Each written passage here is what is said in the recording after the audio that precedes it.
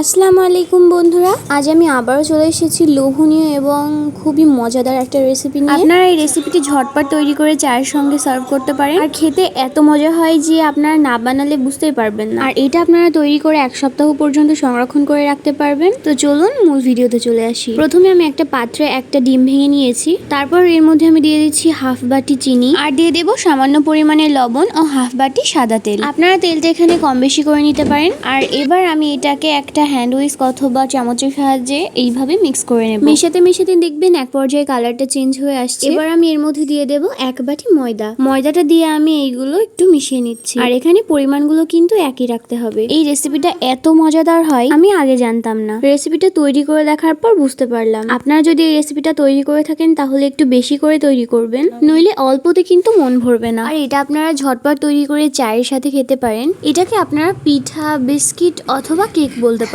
যাই বলেন না কেন খেতে ভীষণই মজাদার হয়। এইভাবে আমি এটাকে মিশিয়ে নিয়েছি একটা চামচের সাহায্যে।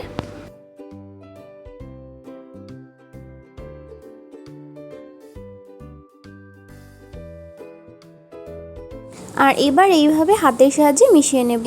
মেশানো হয়ে গেলে আমি এখানে দিয়ে দিচ্ছি হাফ চামচ বেকিং পাউডার। আপনারা চেষ্টা করবেন বেকিং পাউডারটা দেওয়ার। আপনাদের কাছে যদি বেকিং পাউডার না থাকে তাহলে খুব সামান্য পরিমাণে বেকিং সোডা দিয়ে দিতে পারেন। এটা দিয়ে খুব ভালোভাবে মেশানো হয়ে গেলে আমি এখানে 5 মিনিট ঢাকা দিয়ে রেখে দিয়েছিলাম। 5 মিনিট পর আমি এবার দেখাচ্ছি এটা কেমন হয়েছে। এবার অল্প একটু করে ডো নিয়ে হাতের তালুতে রেখে একটা শেপ দিয়ে নেব। আপনারা চাইলে আপনাদের মনের মতন যে কোনো শেপ দিয়ে নিতে পারেন। দেখুন দেখতে কতটা লোভনীয় লাগছে। এই রেসিপি যদি আপনারা একবার তৈরি করেন তাহলে বারবার তৈরি করবেন।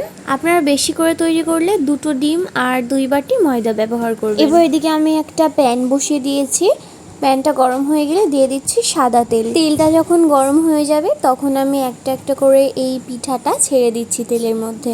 এগুলো তেলের মধ্যে দেওয়ার সময় একটু ফাঁকা ফাঁকা করে দেবেন, কারণ ভাজার সময় এটা একটু ফুলে যাবে। তেলে দেওয়ার পর সময় মতো আমি পিঠাগুলো উল্টে পাল্টে ভেজে নেব। আর মনে রাখবেন গ্যাসের ফ্লেমটা কিন্তু একদম লোতে রাখতে হবে। হাই ফ্লেমে ভাজার চেষ্টা করবেন না, তাহলে উপরটা পড়ে যাবে আর ভিতরটা কাঁচাই থেকে যাবে। এইভাবে আমি সবগুলো পিঠা তৈরি করে নিচ্ছি। আর আপনাদের যদি আমাদের রেসিপি একটু ভালো লেগে থাকে তাহলে অবশ্যই আমাদের চ্যানেলটিকে সাবস্ক্রাইব করে দেবেন, আর পাশে থাকা অল নোটিফিকেশন অন করে দেবেন, যাতে আমরা কোনো নতুন ভিডিও আপলোড করার সাথে সাথে আপনাদের কাছে পৌঁছে যায়। রেসিপিটি ভালো লাগলে লাইক, কমেন্ট এবং শেয়ার করে দেবেন, আর আমাদের পাশেই থাকবেন।